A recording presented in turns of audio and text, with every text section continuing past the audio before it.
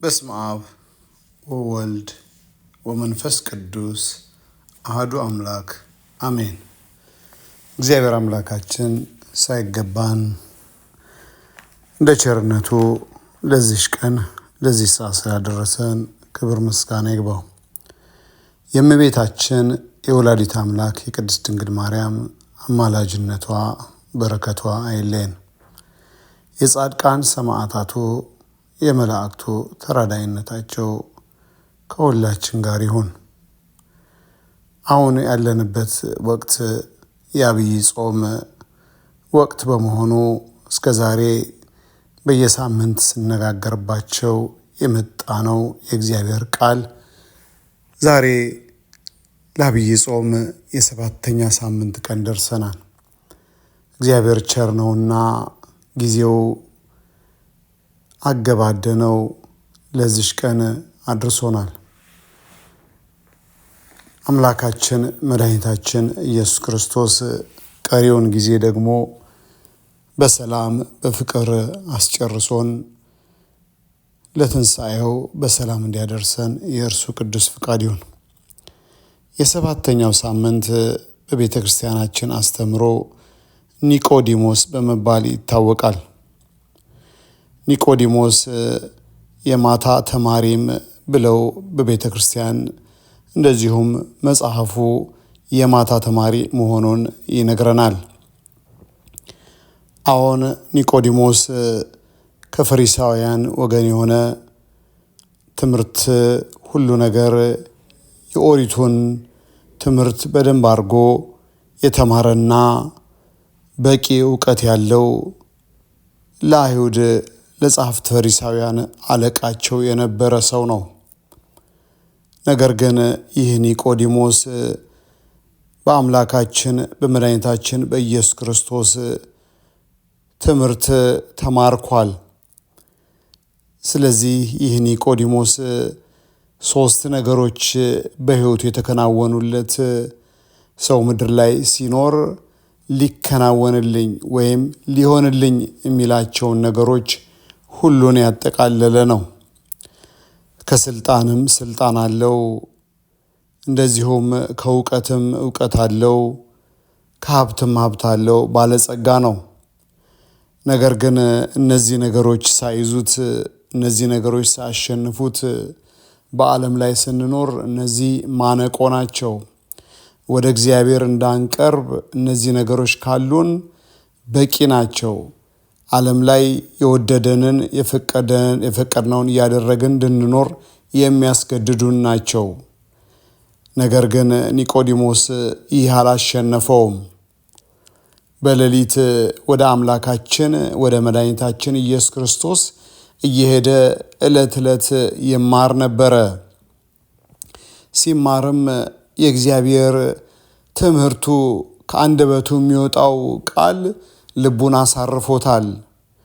ኒቆዲሞስ እርግጥ ነው በሌሊት እንዲሄድ ያስገደደው ብዙ ምክንያቶች አሉ። ከነዚሁም ቀን ቀን ላይ እሱ የአይሁድ አለቃቸው በመሆኑ የተለያየ ስራዎችም ይበዙበታል። እንደዚሁም የምክር ቤቱ የሸንጎም አባል ነው። ስለዚህ አለቃቸው ነው። አለቃ ደግሞ ከሆነ በስራ የተጠመደ ይሆናል። ስለዚህ ቀን ላይ ጊዜ አይኖረውም። ስለዚህ ሌሊት እየሄደ መማርን መረጠ። ሌላ ሌሊትን የመረጠበት ምክንያት እርሱ እውቀት ያለው በአይሁድ በጸሐፍት ፈሪሳውያን የተከበረ ትምህርት የተጠናቀቀለት ሁሉንም የሚያውቅ ሰው ነው። ነገር ግን ሌሊትን የመረጠው ቀን ላይ ሄዶ ሊማር ቢል እነዚህ ጸሐፍት ፈሪሳውያን ያ እውቀት አለው የምንለው እኛን ይመራናል የምንለው እኛ ካልተቀበልነው ሰው መድኃኒታችን አምላካችን ኢየሱስ ክርስቶስን ጸሐፍት ፈሪሳውያን አልተቀበሉት ነበርና። ነገር ግን ኒቆዲሞስ በትምህርቱ ተማርኳል። እግዚአብሔር ልቡን አነሳስቶት የአምላካችንን ማንነት ተረድቷል። እርግጥ ነው አምላክ ነው ብሎ ባያምንም በዛ ሰዓት፣ ነገር ግን እርሱ የተማረ ቢሆንም ዕውቀት ያለው በሀገሪቷ በጻፍ ፈሪሳውያን ዘንድ የተከበረ ቢሆንም አምላካችን ግን በትምህርቱ ተደንቆ ከሱ የበለጠ መሆኑን አውቋል። ልቡ አርፏል ቃሉን ሲሰማ። ስለዚህ በሌሊት ተደብቆ የሚሄደው እነዛ ጻፍት ፈሪሳውያን እንዳይተቹት ነው። ስለዚህ ውዳሴ ከንቱን ፈልጎ ነው ማለት ነው። ስለዚህ በቀን ቢሄድ ከሸንጎም ያባሩታል፣ ያርቁታል፣ ይገፉታል። ምክንያቱም እነሱ አምላካችን መድኃኒታችን ኢየሱስ ክርስቶስን አልተቀበሉትም ነበርና። ስለዚህ ኒቆዲሞስ የታደለ ሰው ነው። ሁሉ የተከናወነለት ምድር ላይ ባለጸጋ ነው። ዕውቀት አለው። አዎን ስልጣንም አለው። ሁሉ እያለው የአምላኩ ፍቅር ያሸነፈው። እርግጥ ነው እንደተናገርኩት አምላክነቱን ገናም አልተረዳም። ነገር ግን የሚያስተምራቸው ትምህርቶች ልብ የሚያሳርፍ ውስጥን የሚጠግን ነውና ኒቆዲሞስ ተማርኳል። ያ ሁሉ በዓለም ላይ ያሉ ማነቆች ሳይዙት ይገሰግስ ነበር ለመማር። ስለዚህ ያን አደረገ። ሌላ ምሽትን የመረጠበት ቀደም ብዬ እንደነገርኳችሁ አምላክነቱን ገና ያልተረዳ ገና ወደ ብርሃን ወንጌል ያልመጣ ነውና በምሽት ወደ አምላኩ ወደ እግዚአብሔር ይሄድ ነበር ቃሉን ለመማር። ስለዚህ ይህ ኒቆዲሞስ እግዚአብሔር ጋር ቁጭ ብሎ እርግጥ ነው በሌሊት ትምህርትም ይረዳል። እንደዚሁም ደግሞ በሌሊት ብዙ ሰው አይኖርምና አምላኩን በግላጭ ማግኘት ይችላል። የወደደውን የፈቀደውን ጥያቄ እየጠየቀ ከአምላኩ መማር እንደሚችል ተገንዝቧል ኒቆዲሞስ። ኒቆዲሞስ እጅግ የታደለ ሰው ነው። ሁላችንም እንደ ኒቆዲሞስ እንድንሆን እግዚአብሔር ይርዳን። በዓለም ላይ ያሉት ነገስታት፣ በዓለም ላይ ያሉት ዕውቀት አለን የሚሉ ሀብት አለን የሚሉ እንደ ኒቆዲሞስ ቢማረኩ ዓለም ባልታመመች ነበር። ዓለም ሰላሟ በበዛ ነበር። ኒቆዲሞስ ግን የዓለም ነገር ሳያንቀው ያ የእውነት ሰላም የሆነውን እግዚአብሔርን ፍለጋ በቃሉ ተማርኮ እግዚአብሔሩን ሊፈልግ በሌሊት ይገሰግስ ነበር። ስለዚህ ኒቆዲሞስን ከእግዚአብሔር እግር ቁጭ ብሎ ሲማር ለኒቆዲሞስ እግዚአብሔር አምላክ ምን አለው? ኒቆዲሞስ ስለ እግዚአብሔር ሲመሰክር አንተ ከአንደበትህ የሚወጣው ቃል እንደዚሁ የምታደርጋቸው ተአምራት ማንም ሰው ሊያደርገው የሚችል አይደለም። አንተ ከእግዚአብሔር ተልከ የመጣ መምህር መሆንን እናምናለን ብሎ መሰከረ። ያን ያደረጋቸውን ታላላቅ ተአምራት ያውቃል ኒቆዲሞስ። በቃና ዘገሊላ የተደረገውን ተአምር ያውቃል ኒቆዲሞስ። እግዚአብሔር አምላክ የሚያደርጋቸውን ተአምራት ስለሚያቀደም ብሎ ተአምር የምታደርግና ከእግዚአብሔር የተላክ መምህር አለው። ኒቆዲሞስም የአይሁድ አለቃቸውና መምህር ነበር፣ ዕውቀት አለው። ነገር ግን ጣት ከጣት እንደሚበልጥ ሁሉ ኒቆዲሞስም እኔ መምህር በሆንም አንተ ከኔ የበለጥክ መምህር ነህ ብሎ መምህርነቱን መስክሯል። ነገር ግን አምላክነቱን ገና ያልተረዳ ሰው ነበር። ስለዚህ እግዚአብሔር አምላክ ለኒቆዲሞስ ምን አለው? የዮሐንስ ወንጌል ምዕራፍ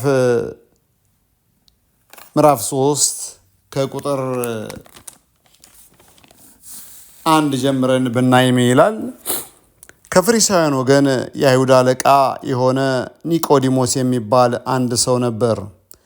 እርሱም በሌሊት ወደ ኢየሱስ መጥቶ መምህር ሆይ፣ እግዚአብሔር ከእርሱ ጋር ከሆነ በቀር አንተ የምታደርጋቸውን እነዚህን ምልክቶች ሊያደርግ የሚችል የለምና መምህር ሆነ ከእግዚአብሔር ዘንድ እንደመጣ እናውቃለን አለው። ኢየሱስም መልሶ እውነት እውነት እልሃለሁ ሰው ዳግመኛ ካልተወለደ በቀር የእግዚአብሔርን መንግሥት ሊያይ አይችልም አለው። ኒቆዲሞስም ሰው ከሸመገለ በኋላ እንዴት ሊወለድ ይችላል?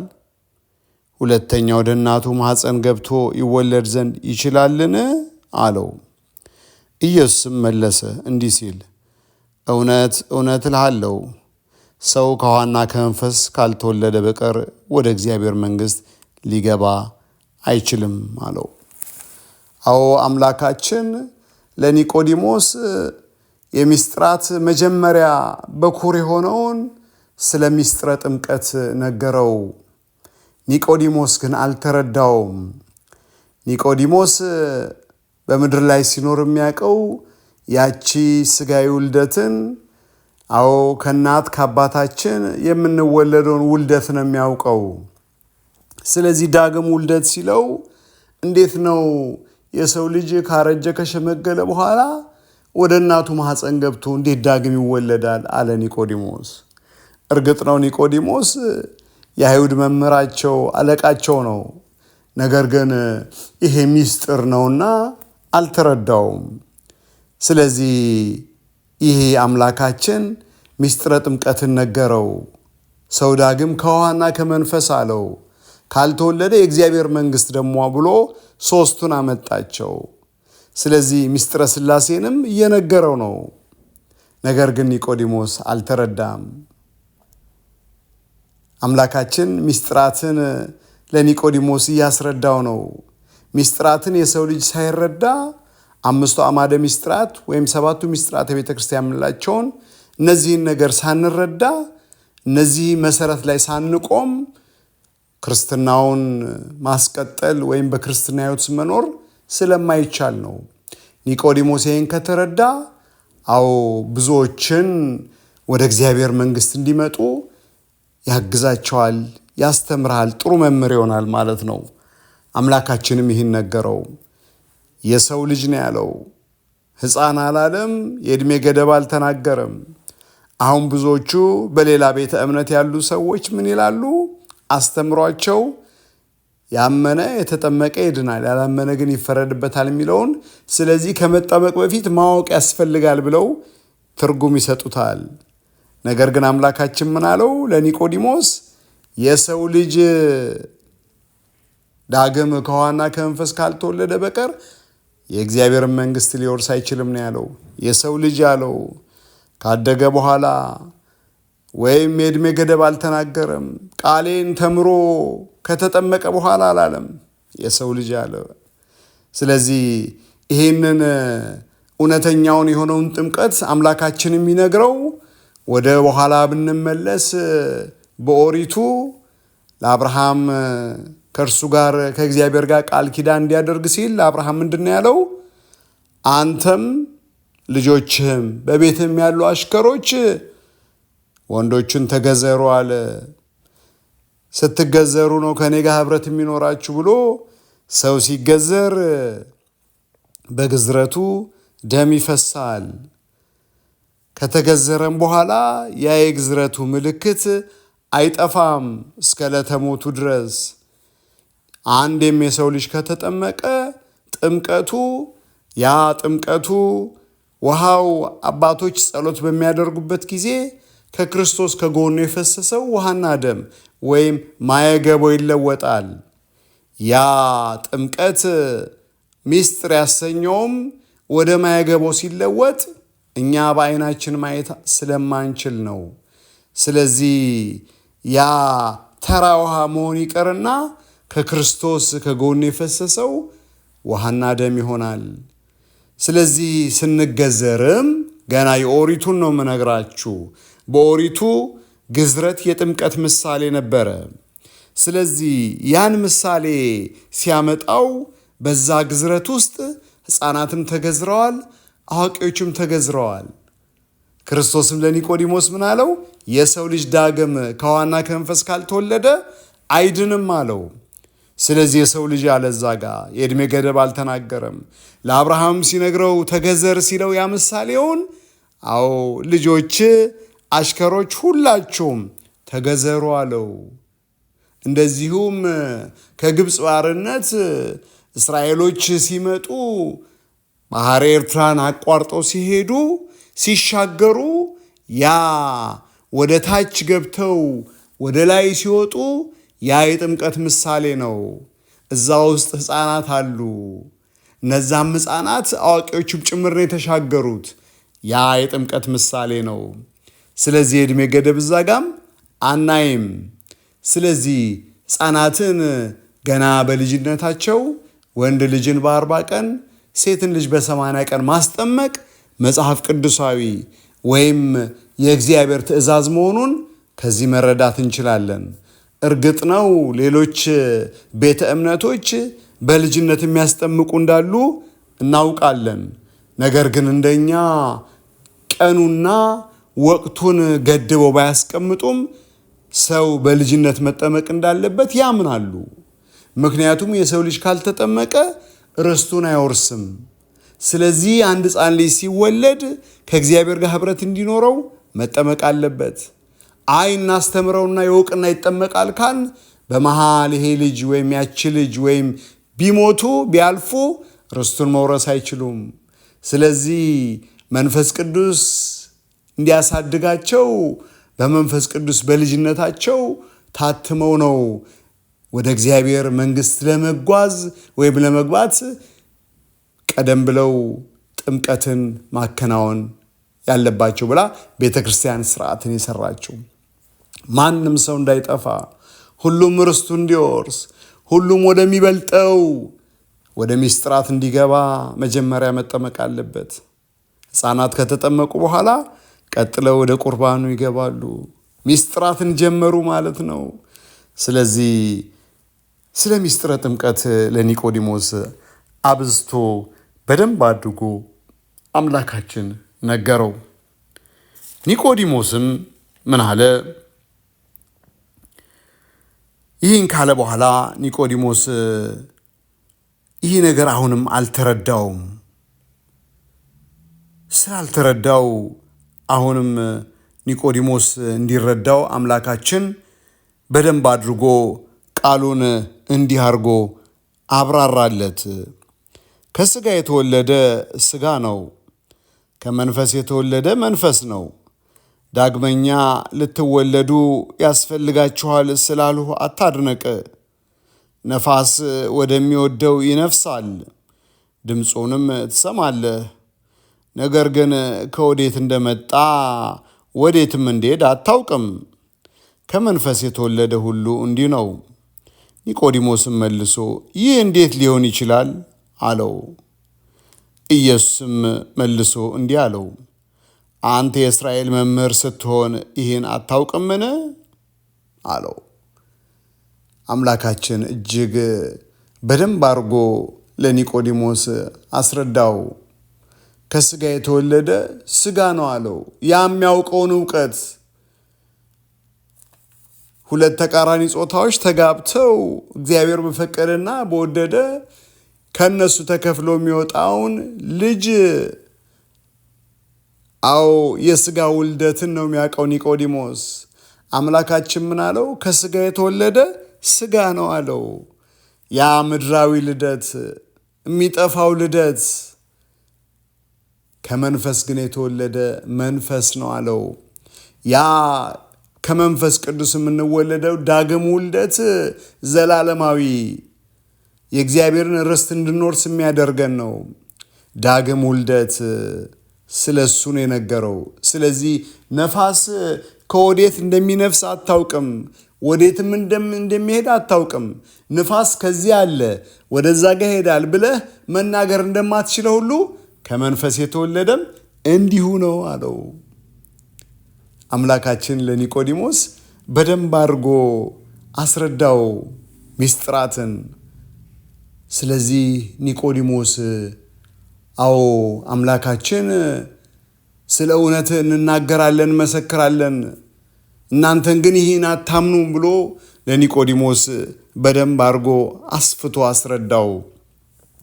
ስለዚህ ስለ ምድራዊ ነገር በነገርኳችሁ ጊዜ ካላመናችሁ ስለ ሰማያዊ ነገር በነገራችሁ እንዴት ታምናላችሁ አለው። ስለዚህ አምላካችን ስለ እግዚአብሔር ስርዓት ስለሰራልን ስለ ሚስጥራት ሁሉ ለኒቆዲሞስ ነገረው። መጨረሻ ላይ ግን ያ ኒቆዲሞስ በእግዚአብሔር ትምህርት ተማርኮ አመነ። ኒቆዲሞስም አዎ ይህን ከተረዳ በኋላ ኒቆዲሞስ ሚስጥራትን በደንብ አድርጎ ከተረዳ በኋላ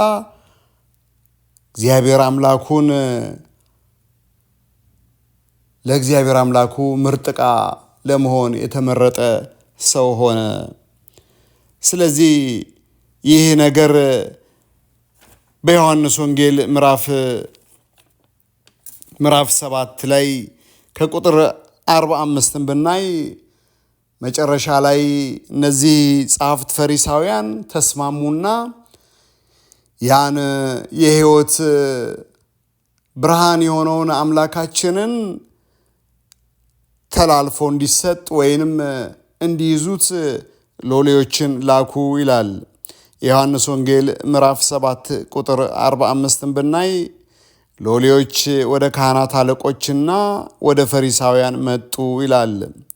እነዚያም ያላመጣችሁት፣ አዎ እነዚህ ሎሌዎች ክርስቶስን ለማምጣት ክርስቶስን ለመያዝ ወደ ጉባኤው ሄዱ። ቁጭ ብለው ተምረው ጉባኤው ካለቀ በኋላ አምላካችን መድኃኒታችን ኢየሱስ ክርስቶስን ግርግር እንዳይኖር ብዙዎቹ ስላመኑበት ቢይዙት ሌላ ችግር ውስጥ እንዳይፈጠር ብለው ሰው ከተበተነ በኋላ ሊይዙት በጉባኤው መካከል ሎሌዎቹም አብረው ተቀመጡ ይለናል። እነዛ ሎሌዎች አዎ ያሰቡት ጸሐፍት ፈሪሳውያን ሲልኳቸው በጉባኤው ተሳትፈው ልክ ጉባኤው ሲበተን ሰው ወደ የቤቱ ሲሄድ ክርስቶስን ለመያዝ ነበር የመጡት። ነገር ግን ከአንደበቱ የሚወጣው ቃል አዎ ሕይወትን የሚሰጥ ማንነትን እንድንገዛ የሚያደርግ ቃል ነውና እነዛ ሎሌዎች በእግዚአብሔር ቃል ተሸነፉ። እንኳን አምላካቸውን ሊይዙ አምላካቸውን ያ የሚወጣው ቃል ስላሸነፋቸው ልባቸውን ስላሳረፈ እጅግ ተደሰቱ ይለናል። እነዚህ ሎሌዎች ተመልሰው ወደ ጸሐፍት ፈሪሳውያን ሄዱ። ጸሐፍት ፈሪሳውያንም ምነው ባዶ እጃችሁን መጣችሁ? ይዛችሁ አልመጣችሁንም አሏቸው። እነዚህም ጸሐፍት ፈሪሳውያን እንዲህ ብለው መሰከሩ፣ እንደዚህ ሰው ማንም እንዲሁ ከቶ አልተናገረም ብለው መለሱ። እንግዲህ ፈሪሳውያን እናንተ ደግሞ ሳታችሁን አሏቸው።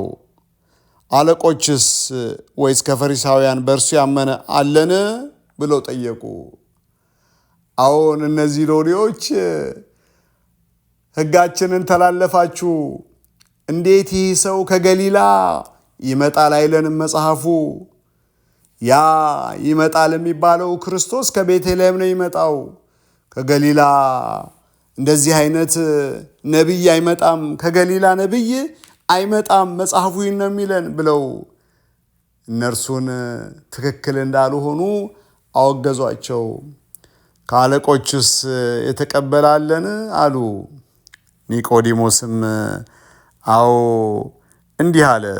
ኒቆዲሞስም ሕጋችሁን አስቀድሙ፣ ከእርሱ ሳይሰማ ምንስ እንዳደረገ ሳያውቅ በሰው ይፈርዳልን አላቸው። እነርሱም መለሱና አንተም ደግሞ ከገሊላ ነህን? ነቢይ ከገሊላ እንዳይነሳ መርምርና ያሉት። ኒቆዲሞስም አዎ ያ ያለው ሀብት እንደዚሁም ያለው እውቀት ያለው አጠቃላይ ማንነቱ፣ ስልጣኑ፣ ዕውቀቱ፣ ሀብቱ ሳይዘው ሳይፈራ በዛ በጉባኤያቸው ስለ ክርስቶስ መሰከረ።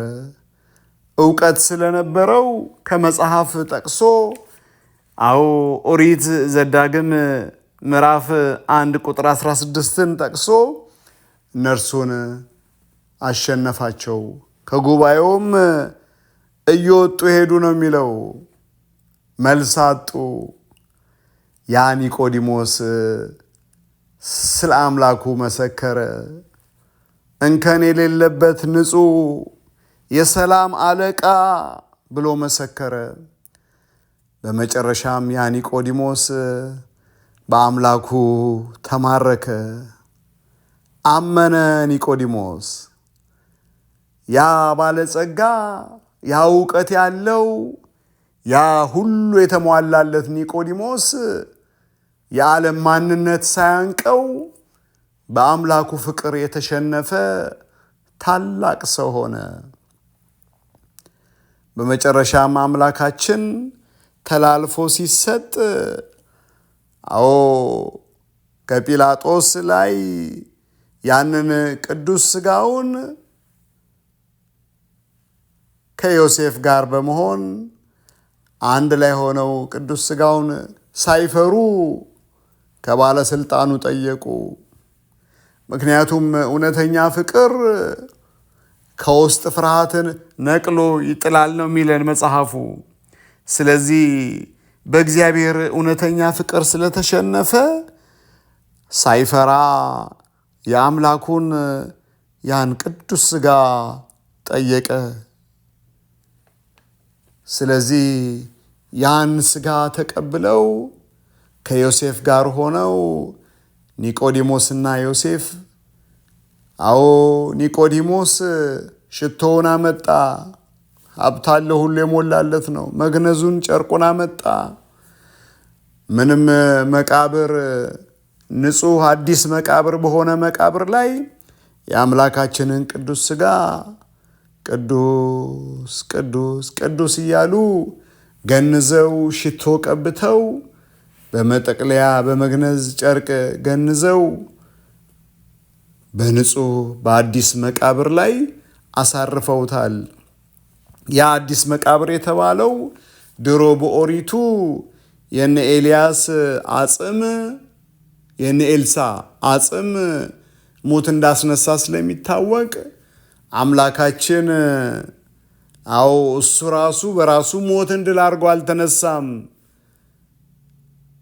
ይህን ሥጋ ያስነሳው የቅዱሳን አባቶቻችን አጽም ነክቶት ነው ብለው ምክንያት እንዳያቀርቡ ነው። አምላካችንን ምንም ሰው ባልተቀበረበት በአዲስ መቃብር ላይ አኖሩት። እንደዚሁም አዲስ መቃብር ላይ ያሳረፉበት ምክንያት ያ አዲስ ስርዓትን እየሰራውላችሁ ነው። የወንጌልን ስርዓት መስራቱን ሲያሳየን ነው። እንደዚሁም ቅዱስ ሥጋውና ክቡር ደሙ እንደሚፈተት ከአሁን በኋላ ያ የኦሪቱ መስዋዕት እንደቀረም ሲነግራቸው ነው። ስለዚህ ይህን አድርጎ ያ ኒቆዲሞስ የዓለም ዝና፣ የዓለም ሀብት፣ የዓለም ዕውቀት ሳያሸንፈው አምላኩን በሌሊት እየሄደ ገስግሶ አምላኩን ያገኘ ታላቅ ሰው ነው። ብዙ ሰው የማያውቀው አምላኩ ግን ጠንቅቆ የሚያውቀው። እነዛ በቀን የተማሩት 12ቱ ሐዋርያት ብዙዎቻችን እናውቃቸዋለን። ነገር ግን ያ በሌሊት እየሄደ የአምላኩ ፍቅር የገዛው ያሸነፈው ኒቆዲሞስ እንዴት አይነት ምርጥ ሰው ነው! እንዴት አይነት የተመረጠ ድንቅ ሰው ነው! የዓለም ሁሉ ነገር እያለው ሳይሸነፍ ለአምላኩ የተገዛ ታላቅ ሰው።